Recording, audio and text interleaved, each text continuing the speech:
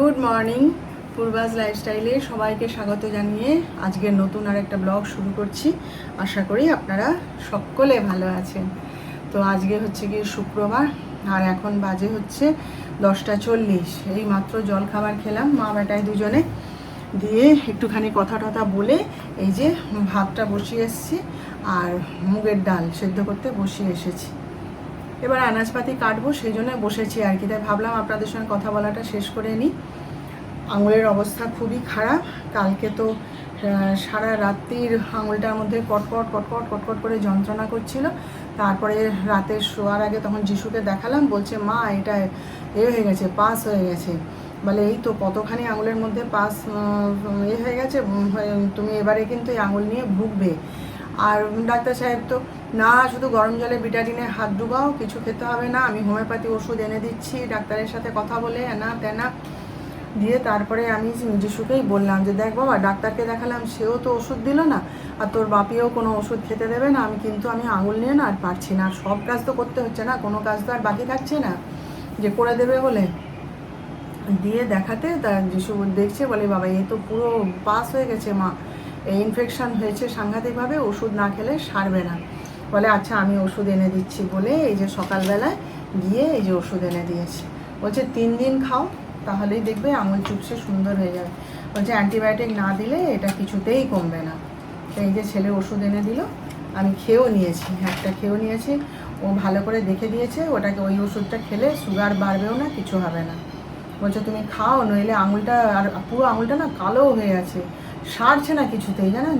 আর আমার কি বলুন তো, আমার সেই হচ্ছে গিয়ে সেই মানে বাঘের পিছনের ঘা আর কি, কিছুতেই সারতে চায় না যতক্ষণ না ওষুধ খাবো। তো এই যে আঙুলটা এরকম হয়ে গেছে, আজকে নেল পলিশগুলো তুলে দেবো। দিয়ে আর এই যে আঙুলটা দেখছেন, এই পাশটা না, এই যে এই পাশটাতে হয়ে গেছে, পাস হয়ে রয়েছে এই যে এই জায়গাটাতে। হ্যাঁ, আর কটকট কটকট কটকট করে যাচ্ছে, কি যন্ত্রণা। কালকে সারা রাত্রির কটকট করেছে। তো যাই হোক, দেখা যাক, ওষুধ খেয়েই নিলাম, কারণ ওষুধ না খেলে না আমার সারবেও না। আর কাজকর্মগুলো করতে হচ্ছে, সবসময় কি আর যন্ত্রণা ভালো লাগে বলুন, একটানা যন্ত্রণা করে যাচ্ছে। এই যে আপনাদের সঙ্গে কথা বলছি, আঙুলটা অবশ হয়ে যাচ্ছে, কটকট কটকট করছে। আমি বলি হ্যাঁ বাবা, যদি এখন ডাক্তারের কাছে গেলে বেশি কিছু হয়ে গেলে, পাস টাস হয়ে গেলে, তখন বলবে কি চিড়ে দাও, আর আমি ওসব পারবো না। বলে না না, কিছু করতে হবে না, দাঁড়াও আমি ওষুধ এনে দিচ্ছি, তুমি খাও, ঠিক হয়ে যাবে। তো এই হচ্ছে ব্যাপার। আর কি, ডাক্তার সাহেব তো বেরিয়ে গেলেন কাজে। সে তো তার কি মিস্ত্রি এসছে। এবার আমাদের জানলায় যে নেট লাগাবে সমস্ত রেডি আমরা করে ফেলেছি, যা যা বলছিল সব রেডি করে ফেলেছি। এখন মিস্ত্রি কবে আসবে জানি না, এই এক হ্যাপা। মানে কোনো কাজই চট করে হয় না, বুঝলেন তো। আমি দেখেছি, আমার না কোনো কাজ চট করে হয় না, বেশ মানে কিছুটা ভুগতে হবে, তারপর আমি চিৎকার চেঁচামেচি করব, তারপরে হবে। তো এই তো ডাক্তার সাহেব তো সব গুছিয়ে নিয়ে এসে দিল, এখনও মিস্ত্রির পাত্তা নেই। সে এখন কি কাজ ধরেছে, কাজ শেষ করে তারপর আসবে। যাই হোক, চলুন আপনারা সঙ্গে থাকুন, দেখতে থাকুন, আর আপনাদের একটা মজার জিনিস দেখাই, চলুন। কুকুরগুলোর কাণ্ড। রান্না করতে করতে এখানে নজরে এলো, জানলা, এই দরজা খুলতে গেলে পালিয়ে যাবে বলে জানলা দিয়ে দেখাচ্ছি। দেখুন এই টবের নিচে দেখুন মাটি খুঁড়ে খুঁড়ে সমস্ত গর্ত করেছে। হ্যাঁ, ওই জায়গাটা ঠান্ডা তো, মাটি ভিজা, আর ওই জায়গাটায় 2 দিন ধরে আমরা দেখলাম মাটি খুঁড়ে খুঁড়ে বিশাল গর্ত করেছে। করে দেখুন ঘুম কীরকম, দেখুন, দেখছেন।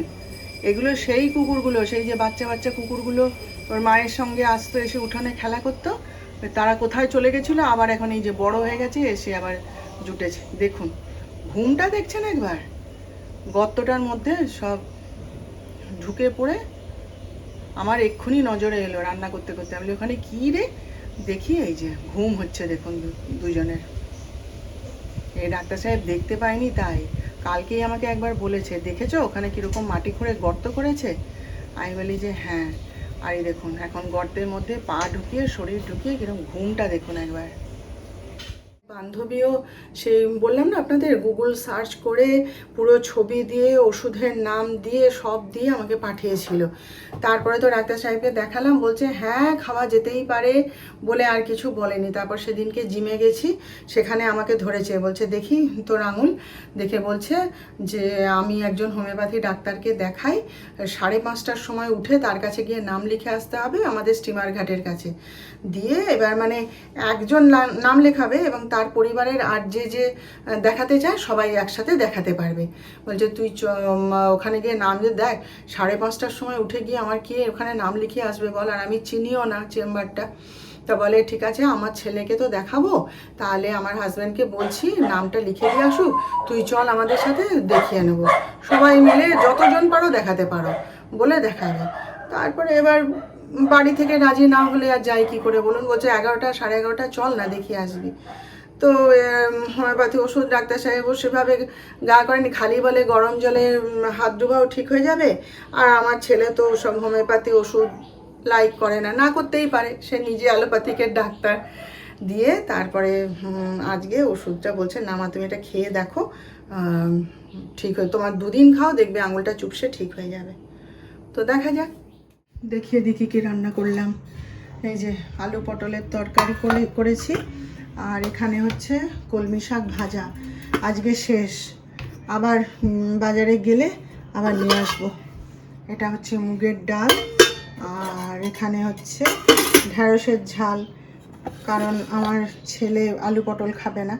এটা হচ্ছে মাছের ঝোল, আর এখানে হচ্ছে পাঁপড় ভাজা। কেন কি আজকে ডিম শেষ, ডাক্তার সাহেবকে বলে দিয়েছে নিয়ে আসতে, তাহলে আমার যিশু খাবে কি দিয়ে, ওই জন্য পাঁপড় ভাজা করে দিয়েছি। এই যে রামসাগর পুকুর পাড়ে এসে বসে আছি, ক্লাবের সবার জন্য অপেক্ষা করছি, এখনো কেউ আসেনি। যিশু আমাকে যাওয়ার পথে তাড়াতাড়ি ছেড়ে দিয়ে চলে গেল। ভালো লাগছে দেখুন। আর ওই যে ঘাটগুলোর কি ভিড় দেখছেন, দেখছেন এরকম প্রতিটা ঘাটে কি ভিড়, কতজন আবার হাঁটছে, আর জলটা দেখুন পুকুরে আর একটু হলেই যেন রাস্তায় উঠে আসবে। ওই যে দেখুন, দেখছেন এরকম জল না আমার খুব ভয় করে জানেন তো।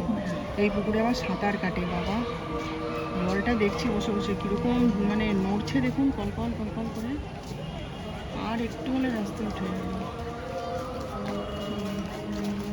সবাই হাঁটছে, পুকুরটাকে গোল করে ঘিরে সবাই হাঁটছে, আমরাও হাঁটতাম, দেখছি বসে বসে। এখনো অনেক সময়, যিশু ছেড়ে দিয়ে গেল, ওয়েট করছি এখানে।